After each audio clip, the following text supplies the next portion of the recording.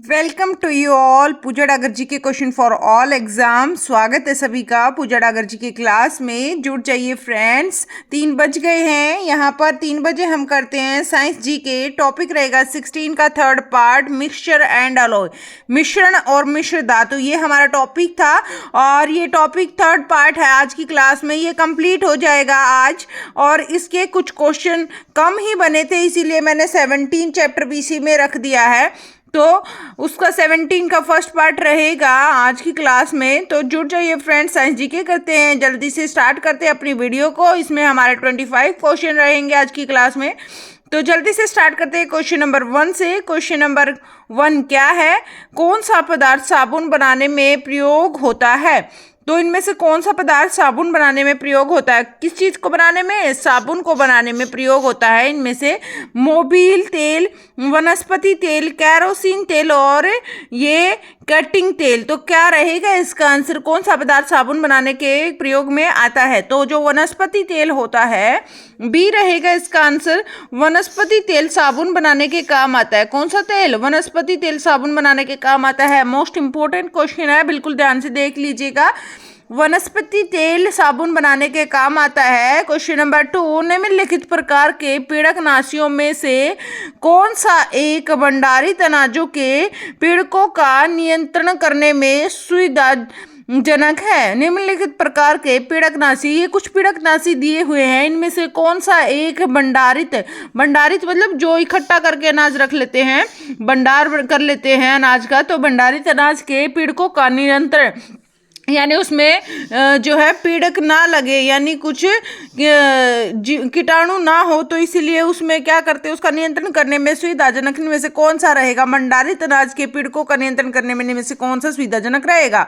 ए धूमक, B सर्वांगी पीड़कनाशी, सी संपर्क विष या फिर डी अमाशय विष। तो क्या रहेगा इसका आंसर? इसका आंसर रहेगा ए आंसर रहेगा। धूमक जो है यह है पीड़कनाशी का नियंत्रण करने में बहुत ही ज्यादा उपयोगी है। धूमक याद रखना है। पीड़कनाशी, भंडारित अनाज में पीड़कनाशी का जो है कंट्रोल करने के लिए धूमक का प्रयोग करते हैं।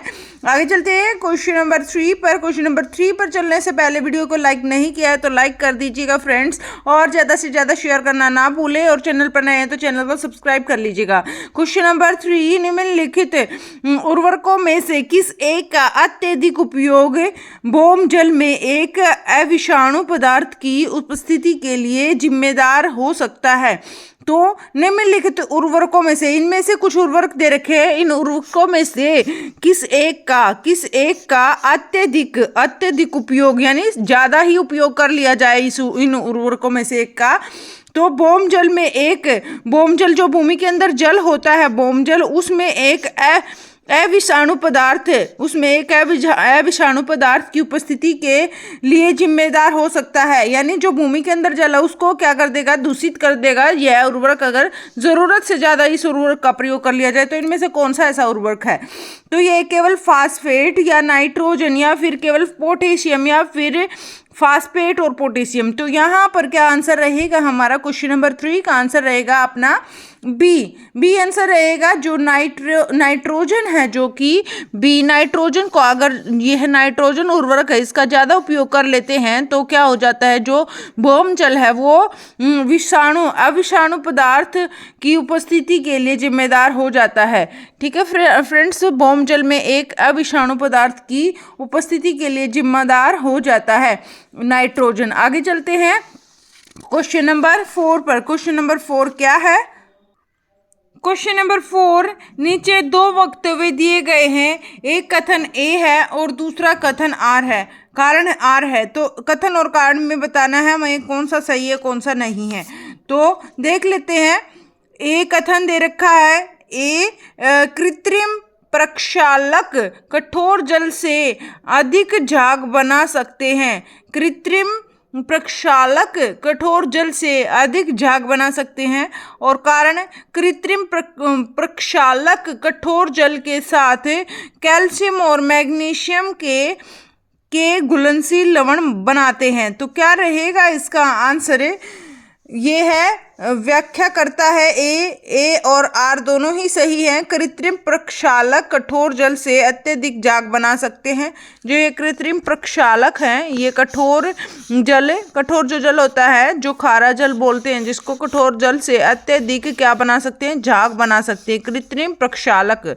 और जो कृत्रिम प्रक्षालक हैं वो क्या करते हैं, कठोर जल के साथ कैल्शियम और मैग्नीशियम, कठोर जल के साथ कैल्शियम और मैग्नीशियम के घुलनशील लवण बनाते हैं। क्या बनाते हैं, घुलनशील लवण बनाते हैं, ठीक है, और ताकि वो जल्दी से घुल जाता है, इसलिए झाग बन जाते हैं। तो ए और आर दोनों सही हैं, किंतु ए की सही व्याख्या आर नहीं है। ए और आर दोनों सही है, किंतु ए की व्याख्या आर करता है, या ए और आर दोनों सही है, या फिर ए सही है आर गलत है। तो क्या रहेगा इसका आंसर, इसका आंसर रहेगा ए और आर दोनों ही सही हैं और ए की व्याख्या सही करता है आर। तो बी आंसर रहेगा, दोनों सही हैं, ए की व्याख्या आर करता है। तो ये रहेगा इसका आंसर। ठीक है फ्रेंड्स, ये हो गया हमारा बी आंसर रहेगा इसका। ठीक है फ्रेंड्स, ये हो गए अपने 4 क्वेश्चन। आगे चलते हैं क्वेश्चन नंबर 5 पर। उससे पहले एक बार फिर से रिपीट करती हूँ फटाफट से। कृत्रिम प्रक्षालक होते हैं जो कि कृत्रिम मतलब हमारे द्वारा बनाए गए जो है कठोर जल से अधिक झाग बना सकते हैं। तो वो क्या करते हैं, कठोर जल में अधिक झाग बना देते हैं। और जो कृत्रिम प्रक्षालक है वे कठोर जल के साथ कैल्शियम और मैग्नीशियम के घुलनशील लवण बनाते हैं। तो कैल्शियम और मैग्नीशियम दो चीजें होती हैं जो कि घुल जाती हैं फटाफट से पानी में और कठोर जल में भी, और घुलनशील लवण बना देते हैं। तो ये बिल्कुल ही दोनों सही हैं। आगे चलते हैं क्वेश्चन नंबर 5 पर। सूची 1 और सूची 2 यहाँ पर दे रखा है। हड्डियों में उपस्थिति, सिरका में उपस्थिति, दूध का खट्टा होना, फलों का पकना। यहाँ पर सूची 2 देख लेते हैं। लैक्टिक एसिड, एथिलीन अम्ल या फिर एसिटिक अम्ल या फिर कैल्शियम फास्फेट। तो यहाँ क्या आंसर रहेगा, हड्डियों की उपस्थिति में क्या आएगा, हड्डियों की उपस्थिति जब होती है, हड्डी मजबूत कब होती है, हड्डियों में उपस्थिति यहाँ आएगा कैल्शियम फास्फेट। जब कैल्शियम पूरा होगा तो हड्डियां मजबूत होगी, तो हड्डियों का संबंध होगा कैल्शियम से। तो बिल्कुल सही है ये वाला, 4th आएगा, फर्स्ट का 4th रहेगा, ये रहेगा। आगे चलते हैं, सिरका में उपस्थिति। तो सिरका और दूध का खट्टा होना, ये देख लेते हैं पहले। दूध का खट्टा होना, लैक्टिक अम्ल की वजह से दूध खट्टा होता है, तो हम कर चुके हैं बहुत अच्छे से।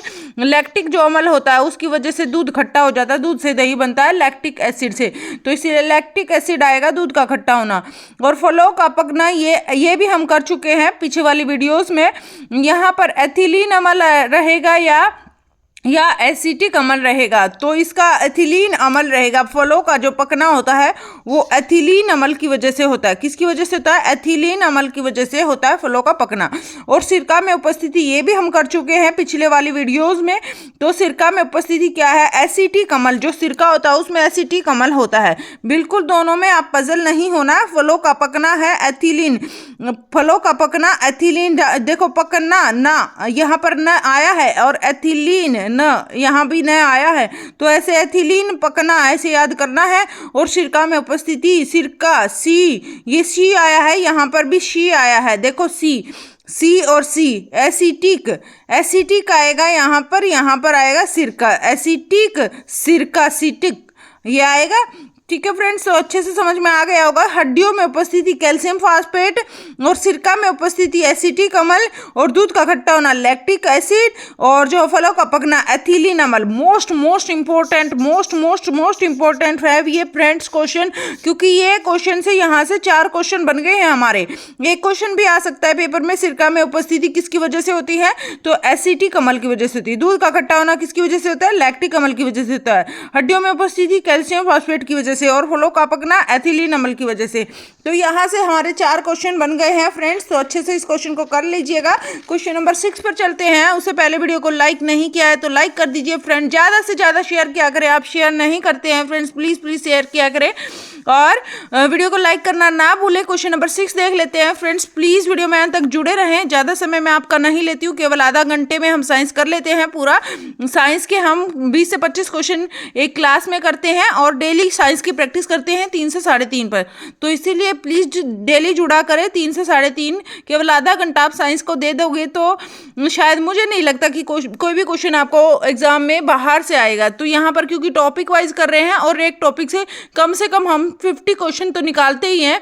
50, 60 ऐसे क्वेश्चंस होते हैं, कभी कभी 90 क्वेश्चन भी एक चैप्टर से हो जाते हैं। तो इसीलिए मुझे नहीं लगता कि कहीं बाहर से पेपर में आपको मिलेगा। यहाँ से प्रैक्टिस कर लोगे तो कहीं और से साइंस पढ़ने की जरूरत नहीं पड़ेगी। क्वेश्चन नंबर 6, घरेलू ईंधन के रूप में प्रयुक्त एलपीजी में मुख्यतः होती है। जो घरेलू ईंधन होता है उसमें जो एलपीजी हम प्रयोग करते हैं, एलपीजी में मुख्यतः होता है। क्या होता है एलपीजी में? घरेलू ईंधन के रूप में प्रयुक्त एलपीजी में क्या होता है? प्रोपेन होता है, मीथेन होता है, या एथिलीन होता है, या ब्यूटेन होता है। इनमें से कोई नहीं होता। उपयुक्त में से एक अधिक, इनमें से क्या होगा? इनमें से कोई भी नहीं होगा या उपयुक्त में से एक से अधिक होंगे। तो क्या रहेगा आंसर?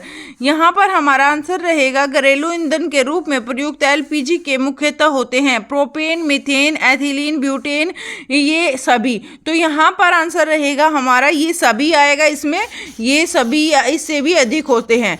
तो यहाँ एलपीजी में मुख्यतः होते हैं ये होते हैं प्रोपेन, मीथेन, एथिलीन, ब्यूटेन। तो इनमें से कोई नहीं और उपयुक्त में से एक से अधिक। तो यहाँ पर ये सी आंसर रहेगा और इनमें से कोई नहीं आएगा। क्वेश्चन नंबर 7, कथन ए और कारण आर। कथन ए क्या है? तरलीकृत पेट्रोल गैस एलपीजी, जिसको पेट्रोल गैस बोलते हैं एलपीजी, तरलीकृत पेट्रोल गैस का मुख्य घटक मीथेन होता है। तो यहाँ पर ये हमारा सही है या नहीं है, ये कारण के साथ हम मैच करके देखते हैं। तो क्या रहेगा? तरलीकृत पेट्रोलियम गैस जो है वह प्रमुख घटक है मीथेन का। मीथेन का घटक नहीं है। यहाँ पर आगे देखते हैं। मीथेन घरों तथा कारखानों में जलाने के लिए सीधे प्रयोग में लाई जा सकती है, यहाँ जहाँ वह पाइपलाइनों में उपलब्ध कराई जा सकती है। तो देखो यहाँ पर क्या रहेगा? तरलीकृत पेट्रोल गैस एलपीजी का प्रमुख घटक मीथेन होता है। तो यहाँ पर ये बिल्कुल ही एक गलत है। तरलीकृत पेट्रोल गैस एलपीजी का प्रमुख घटक मीथेन नहीं होता है। और मीथेन घरों तथा कारखानों में जलाने के लिए सीधे प्रयोग में लाई जा सकती है, जहां वह पाइपलाइनों में उपलब्ध कराई जा सकती है। बिल्कुल ये सही है। ये जो मीथेन है ये घरों में जो हम प्रयोग करते हैं और कारखानों में उसमें ये प्रयोग होती है, और यहाँ पर पेट्रोलियम गैस में इसका कोई प्रयोग नहीं होता है, और पाइपलाइनों में उपलब्ध कराई जा सकती है यह। तो मीथेन ये होगा। ए और आर दोनों सही है, परंतु आर एक ही सही स्पष्टीकरण नहीं है। ए और आर दोनों सही है, परंतु आर एक ही सही स्पष्टीकरण है। ए सही है, आर गलत है। ए गलत है, आर सही है। तो क्या रहेगा यहाँ पर आंसर? यहाँ पर रहेगा ए गलत है और आर सही है। यहाँ पर ये आंसर रहेगा ए गलत है और आर सही है। तो यहाँ पर ये इनमें से कोई भी नहीं है। यहाँ पर आएगा ए गलत है और आर सही है। तो ये आंसर रहेगा इसका, ए गलत है आर सही है। ठीक है फ्रेंड्स, ए गलत है आर सही है। आगे चलते हैं क्वेश्चन नंबर 8 पर। क्वेश्चन नंबर 8 क्या है? हाइड्रोजन ईंधन सेल वाले वाहन रेचन, जिसको बोलते हैं, रेचन को क्या बोलते हैं? एग्जॉस्ट के रूप में क्या निर्मित करते हैं? तो जो ये हाइड्रोजन ईंधन सेल वाले वाहन रेचन के रूप में क्या निर्मित करते हैं? तो क्या निर्मित करते हैं? CH4, NH3 या CH2O या फिर यहाँ पर H2O2। तो यहाँ पर क्या रहेगा? CH4, NH3 या फिर H2O या फिर H2O2। तो यहाँ पर आंसर रहेगा हमारा H2O, ये रहेगा यहाँ पर आंसर सी। हमारा सी आंसर रहेगा। यहाँ पर ये सी ऑप्शन वाला है, H2O आएगा यहाँ का आंसर। हाइड्रोजन ईंधन सेल वाले वाहन रेचन एग्जॉस्ट के रूप में क्या निर्मित करते हैं? तो रेचन एग्जॉस्ट के रूप में H2O निर्मित करते हैं। आगे चलते हैं, क्वेश्चन नंबर 9 देख लेते हैं। क्वेश्चन नंबर 9 है ही नहीं, ये कंप्लीट हो गया हमारा चैप्टर 16 कंप्लीट हो गया। अभी करते हैं चैप्टर नंबर 17। चैप्टर नंबर 17 के कुछ आज की क्लास में मैंने कुछ क्वेश्चन रखे हैं 15, तो जल्दी से कर लेते हैं। क्वेश्चन नंबर 1 से ये हमारा चैप्टर रहेगा वेरियस टाइप ऑफ फ्यूल्स। क्या रहेगा chapter? Various type of fuels रहेगा। तो अलग अलग तरह के जो फ्यूल हैं वो इसके बारे में हम आज की क्लास में पढ़ेंगे 17 चैप्टर में। रसोई गैस का मिश्रण है। रसोई गैस जो है उसमें किस चीज़ का मिश्रण है? ब्यूटेन और प्रोपेन का, कार्बन मोनोऑक्साइड और कार्बन डाइऑक्साइड का, या मीथेन और एथिलीन का, या फिर कार्बन डाइऑक्साइड और ऑक्सीजन का। तो क्या रहेगा? रसोई का जो मिश्रण है वह क्या है? तो रसोई में जो गैस प्रयोग होती है उसमें ब्यूटेन और प्रोपेन होता है। क्या होता है? रसोई गैस में ब्यूटेन और प्रोपेन आता है। रसोई गैस का मिश्रण है ब्यूटेन और प्रोपेन का। क्वेश्चन नंबर 2 देख लेते हैं। क्वेश्चन नंबर 2 क्या है? घरेलू एलपीजी सिलेंडरों में दाब मापक नहीं प्रदान किए जाते, क्योंकि वहाँ जो एलपीजी सिलेंडर होते हैं जो जिसको घरों में प्रयोग करते हैं, सिलेंडरों में प्रयोग करते हैं, उसमें दाब मापक नहीं प्रदान किया जाता। दाब मापक क्यों नहीं प्रदान किया जाता? क्योंकि देख लेते हैं ऑप्शन क्या दे रखे हैं। ये एलपीजी सिलेंडरों में गैस की मात्रा को प्रदर्शित नहीं कर सकता। ये एलपीजी सिलेंडरों में गैस की मात्रा को प्रदर्शित नहीं कर सकता। ये बहुत महंगे होते हैं, या इनका प्रयोग निरापद नहीं है, या ये एलपीजी द्वारा चोक हो जाते हैं। तो यहाँ पर जो सिलेंडर, गैस के सिलेंडर होते हैं, एलपीजी सिलेंडरों में गैस की मात्रा को प्रदर्शित नहीं कर सकते। तो ये जो सिलेंडर होते हैं इसमें हम कोई भी मात्रा प्रदर्शित नहीं कर सकते। तो का आंसर ए रहेगा, इसीलिए इसमें दाब मापक नहीं दिए जाते। जो एलपीजी गैस सिलेंडर होते हैं उनको प्रदर्शित नहीं कर सकते। गैस की मात्रा इसमें कोई प्रदर्शित नहीं कर सकते, कितनी इसमें गैस की मात्रा है, कितनी नहीं है, कितनी इसमें से जा चुकी है। तो इसीलिए यहाँ पर दाब मापक का कोई भी प्रयोग नहीं कर सकते हैं हम। आगे चलते हैं क्वेश्चन नंबर 3 पर। क्वेश्चन नंबर 3 क्या है? इंडेन गैस एक मिश्रण है। इंडेन गैस किसका मिश्रण है? ब्यूटेन और ऑक्सीजन का, ब्यूटेन और हाइड्रोजन का, ब्यूटेन और प्रोपेन का, या मीथेन और ऑक्सीजन का। तो इंडेन गैस एक मिश्रण है। इंडेन गैस किस चीज़ का मिश्रण है? ब्यूटेन और प्रोपेन का मिश्रण है इंडेन गैस। तो यहाँ पर रहेगा, याद रखना है, इंडेन गैस ब्यूटेन और प्रोपेन का मिश्रण है। और रसोई गैस है वो भी ब्यूटेन और प्रोपेन का मिश्रण है। ब्यूटेन और प्रोपेन का मिश्रण है इंडेन गैस और रसोई गैस दोनों। इंडेन गैस और रसोई गैस दोनों ही ब्यूटेन और प्रोपेन का मिश्रण है। आगे चलते हैं क्वेश्चन नंबर 4 पर। प्लीज़ वीडियो में अंत तक जुड़े रहें। केवल और केवल 15 क्वेश्चन, आज के जो ये 17 चैप्टर है इसके केवल 15 क्वेश्चन हमने रखे हैं आज की क्लास में। तो जल्दी से कंप्लीट कर लेते हैं। क्वेश्चन नंबर 14, चिकनाई और तेल के दाग युक्त मैले वैदिक पानी में अपमार्जक यानी डिटर्जेंट जिसको बोलते हैं मिलाकर साफ किए जाते हैं। दाग धब्बों का अपचयन होता है क्योंकि जो है डिटर्जेंट है या अपमार्जक है। तो अपमार्जक कैसा है? तो देख लेते हैं। जो चिकनाई होती है, जब कपड़ों पर हमारी चिकनाई और तेल से जो है दाग धब्बे बन जाते हैं मैल के, तो उसे वैदिक पानी में अपमार्जक मिलाकर यानी जो है डिटर्जेंट मिलाकर जब हम साफ करते हैं तो दाग धब्बों का अपचयन होता है, यानी वो खत्म हो जाते हैं क्योंकि अपमार्जक है। अब अपमार्जक जो डिटर्जेंट है वह क्या है? पानी और तेल के मध्य पृष्ठ तनाव की वृद्धि करता है, या पानी और तेल के मध्य पृष्ठ तनाव को प्रबलता से कम करता है, या फिर पानी और तेल की संयानता की वृद्धि करता है, या फिर अपमार्जक मिश्रित पानी की संयानता कम करता है। तो क्या रहेगा इसका आंसर? क्वेश्चन नंबर 4 का आंसर रहेगा बी। यहाँ पर पानी और जो तेल के मध्य पृष्ठ तनाव को प्रबलता से कम कर जाता है। जब पानी और तेल है उसके बीच में जो तनाव है उसको कम कर देता है। पृष्ठ तनाव है, मध्य पृष्ठ तनाव है, उसको उनकी प्रबलता को कम कर देता है। पानी और तेल के मध्य पृष्ठ तनाव की प्रबलता को कम कर देता है। इस वजह से ऐसा होता है कि जो है पानी जो है डिटर्जेंट का प्रयोग करने के बाद जो दाग धब्बे हैं वो मिट जाते हैं। तो क्वेश्चन नंबर 5 देख लेते हैं। क्वेश्चन नंबर 5 क्या है? फ्यूल या जिसको बोलते हैं फ्यूल सेल जिसमें हाइड्रोजन से समृद्ध ईंधन और ऑक्सीजन का उपयोग विद्युत पैदा करने के लिए होता है। तो के संदर्भ में कथनों पर विचार करें। तो यहाँ पर कुछ कथन दिए गए, इन पर विचार करना है। जो फ्यूल सेल्स हैं इनमें हाइड्रोजन में समृद्ध ईंधन, हाइड्रोजन में क्या समृद्ध ईंधन और ऑक्सीजन का उपयोग करते हैं। बहुत ही ज़्यादा ईंधन और ऑक्सीजन का प्रयोग होता है कि इसमें हाइड्रोजन में का उपयोग करते हैं और विद्युत पैदा करने के लिए होता है, जो कि विद्युत पैदा करने के लिए होता है। किस चीज़ का प्रयोग करते हैं? हाइड्रोजन से समृद्ध ईंधन और ऑक्सीजन का प्रयोग विद्युत पैदा करने के लिए होता है के संदर्भ में कथनों पर विचार करना है।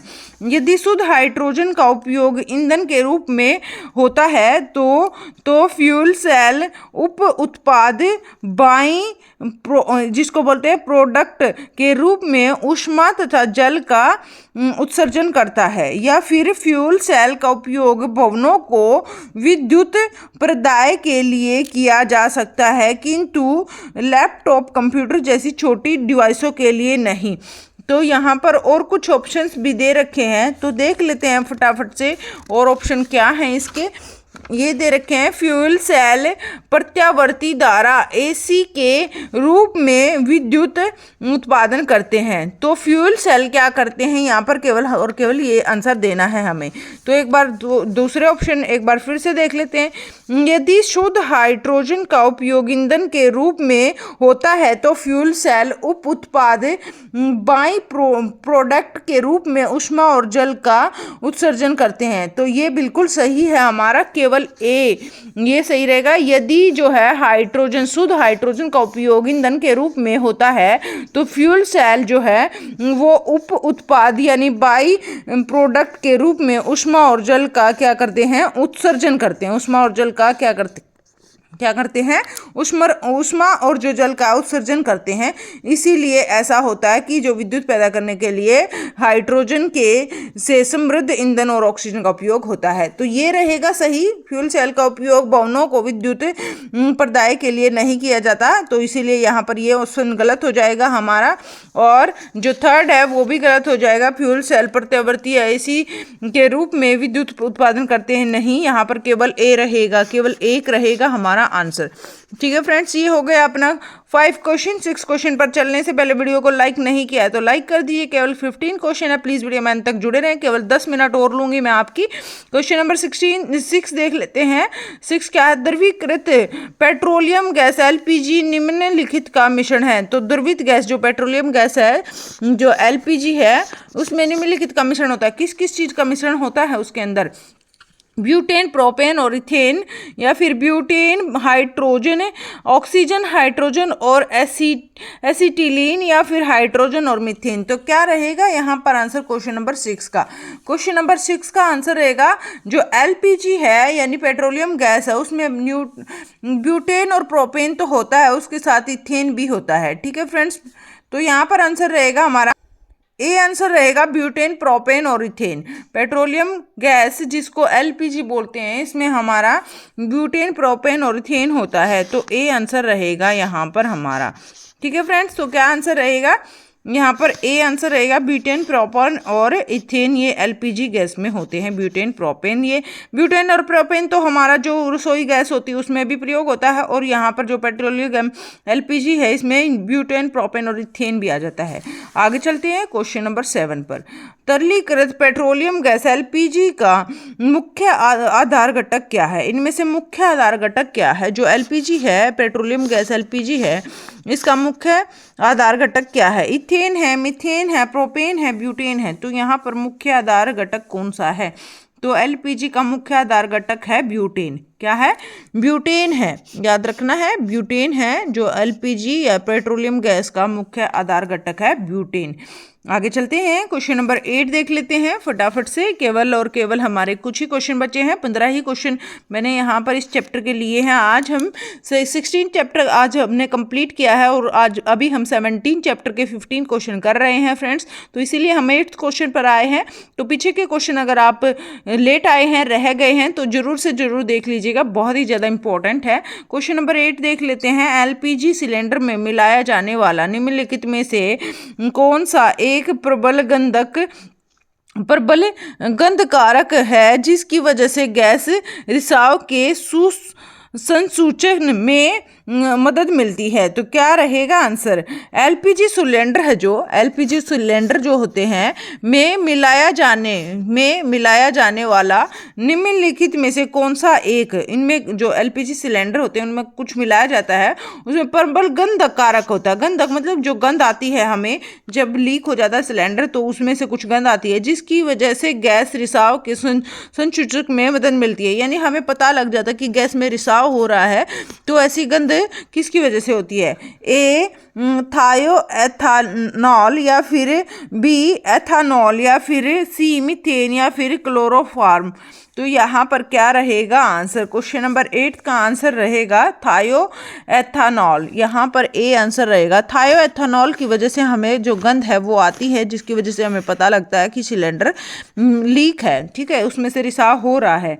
तो यह रहेगा एलपीजी सिलेंडर में मिलाया जाने वाला एक ऐसा गंधक पदार्थ है जिसकी वजह से हमें गैस के रिसाव का पता लगता है, थायोएथानॉल। थायोएथानॉल। आगे चलते हैं क्वेश्चन नंबर 9 पर। क्वेश्चन नंबर 9 क्या है? प्लीज वीडियो में अंत तक जुड़े रहें। केवल 5 मिनट और मैं आपकी लूंगी, केवल 5 मिनट में हम कर लेते हैं पूरे क्वेश्चन। हमारे 15 क्वेश्चन हैं आज की क्लास पे। तो सिलेंडरों में भरकर खाना पकाने वाली गैस की आपूर्ति किस रूप में की जाती है? जो सिलेंडर है जो घरों में प्रयोग करते हैं खाना पकाने के लिए, तो गैस की आपूर्ति किस रूप में की जाती है? तो गैस के रूप में, तरल लिक्विड के रूप में, या फिर ठोस के रूप में, या फिर गोल के रूप में। तो क्या रहेगा इसका आंसर? क्वेश्चन नंबर 9 का आंसर रहेगा तरल के रूप में। तो यहाँ पर रहेगा, यहाँ पर बी आंसर रहेगा तरल के रूप में। आगे चलते हैं क्वेश्चन नंबर 10। घरेलू गैस ईंधन एलपीजी है, तो घरेलू गैस ईंधन जो है एलपीजी वो क्या है? भारी पेट्रोलियम गैस है, हल्की पेट्रोलियम गैस है, द्रवित पेट्रोलियम गैस है, या फिर द्रवित पेट्रोल है? तो यह क्या है? क्वेश्चन नंबर 10 का हमें आंसर देना है द्रवित पेट्रोलियम गैस है। क्या है? ये है घरेलू गैस ईंधन एलपीजी है, उसका जो हम प्रयोग करते हैं द्रवित पेट्रोलियम गैस है। कैसी है यह गैस? द्रवित पेट्रोलियम गैस है, याद रखना है, द्रवित पेट्रोलियम गैस है। आगे चलते हैं क्वेश्चन नंबर 11 पर। क्वेश्चन नंबर 11 क्या है? लिक्विड पेट्रोलियम गैस एलपीजी के मुख्य अवयव हैं।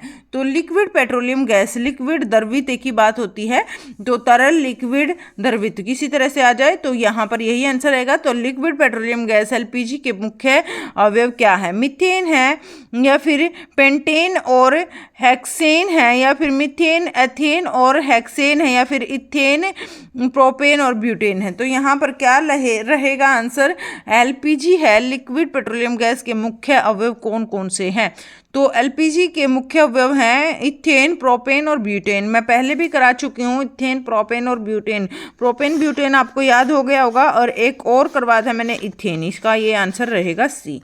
आगे चलते हैं क्वेश्चन नंबर 12 पर। केवल हमारे 4 ही क्वेश्चन बचे हैं, प्लीज वीडियो में अंत तक जुड़े रहें। एलपीजी सिलेंडर के रिसाव से उत्पन्न दुर्गंध निम्नलिखित में से किसकी होती है? तो जो एलपीजी सिलेंडर है उसका जब रिसाव होता है उसमें से कुछ दुर्गंध आती है, वह किसकी वजह से होती है? प्रोपेन की, मीथेन की, ब्यूटेन की, इथाइल मरकैप्टेन की। तो यहाँ पर क्या रहेगा? इथाइल मरकैप्टेन आएगा इसका आंसर। क्या रहेगा इसका आंसर? इथाइल मरकैप्टेन इसका आंसर रहेगा। इथाइल मरकैप्टेन की वजह से जो है दुर्गंध आती है एलपीजी जब सिलेंडर का रिसाव होता है, तो इसमें इथाइल मरकैप्टेन, वहाँ पर थायोएथानॉल था, तो ऐसे याद रखना है इसको। थायोएथानॉल आ जाए या इथाइल मरकैप्टेन आ जाए, आपको उसी ऑप्शन पर क्लिक करना है। आगे चलते हैं क्वेश्चन नंबर 13 पर। 13 क्वेश्चन क्या है? निम्नलिखित में से ऊर्जा का कौन सा द्योत व्यावसायिक द्योत नहीं है? इनमें से ऊर्जा का कौन सा द्योत व्यावसायिक द्योत नहीं है, व्यवसाय नहीं करते हैं जिससे? परमाणु ऊर्जा है, पेट्रोलियम है, प्राकृतिक गैस है, या फिर बायोगैस है? तो यहाँ पर जो बायोगैस है इसका हम कोई भी व्यवसाय नहीं करते हैं। परमाणु ऊर्जा का भी व्यवसाय करते हैं, और पेट्रोलियम का भी करते हैं, और प्राकृतिक गैस का भी करते हैं, लेकिन बायोगैस का हम कोई भी जो है व्यवसायिक द्योत नहीं करते हैं। तो बायोगैस आएगा, इसका आंसर डी रहेगा। ठीक है फ्रेंड्स, इसका आंसर क्या रहेगा? डी रहेगा। इसका हम कोई भी व्यवसाय द्योत नहीं करते हैं। आगे चलते हैं क्वेश्चन नंबर 14। निम्नलिखित में से कौन सा ईंधन न्यूनतम पर्यावरणीय प्रदूषण उत्पन्न करता है? तो इनमें से कौन सा जो ईंधन है न्यूनतम पर्यावरणीय, न्यूनतम मतलब कम पर्यावरण प्रदूषण उत्पन्न करता है? कोयला है, डीजल है, या फिर हाइड्रोजन है, या फिर केरोसिन है? तो क्या रहेगा इसका आंसर? सबसे कम मात्रा में कौन सा है? न्यूनतम पर्यावरणीय प्रदूषण कौन करता है? यहाँ पर जो है कोयला है, यह भी अधिकतम मात्रा में प्रदूषण करता है, डीजल भी और केरोसिन भी, लेकिन यहाँ पर आंसर हमारा रहेगा हाइड्रोजन। ठीक है, हाइड्रोजन जो है कम मात्रा में हमारा प्रदूषण करता है, तो सी आंसर रहेगा फ्रेंड्स। तो फ्रेंड्स प्लीज़ वीडियो को लाइक करके जाना, अभी नहीं जाना है, 15 क्वेश्चन हमारा पेंडिंग है।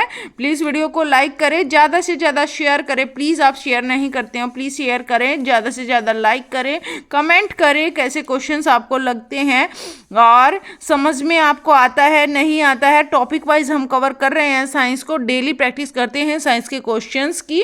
फ्रेंड्स आगे चलते हैं क्वेश्चन नंबर 15 पर, प्लीज़ वीडियो को लाइक कर दीजिए।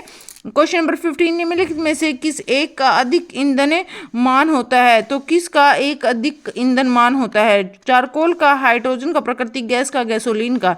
तो अधिक ईंधन मान कौन किसका होता है यहाँ पर बताना है। अधिक ईंधन मान होता है बी का, आंसर रहेगा बी हाइड्रोजन। हाइड्रोजन रहेगा अधिक ईंधन मान होता है बी का। Thank you so much friends, video में अंत तक जुड़े रहने के लिए। प्लीज़ अगर सब्सक्राइब नहीं किया है तो चैनल को सब्सक्राइब कर दीजिए, ज्वाइन कर लीजिए चैनल को फ्रेंड्स, और स्ट्रीम को लाइक कर दीजिए, कमेंट कर दीजिए। Thank you so much, keep smile. फिर मिलते हैं शाम को 8 बजे, 8 से 8:40 पर। प्लीज़ टाइम से आप आ जाया करें, 8 से 8:40 हम जीके करते हैं डेली, और 3 से 3:30 पर हम करते हैं साइंस जीके, और बस आधा घंटा साइंस करते हैं डेली, और यहाँ पर 8 से 8:40 हम करते हैं GK. Thank you so much, bye bye, take care.